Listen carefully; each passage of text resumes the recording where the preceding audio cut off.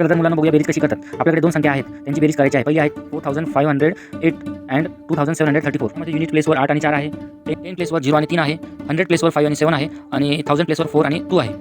चला तर यांची बेरीज बघूया. 8 अधिक 4 8 9 10 11 12. तर यांची बेरीज लिहा. वरती हातचा येतो आणि इथे 12 एक इथे एक इथे आणि मग त्याच्यानंतर 3 अधिक 1 4.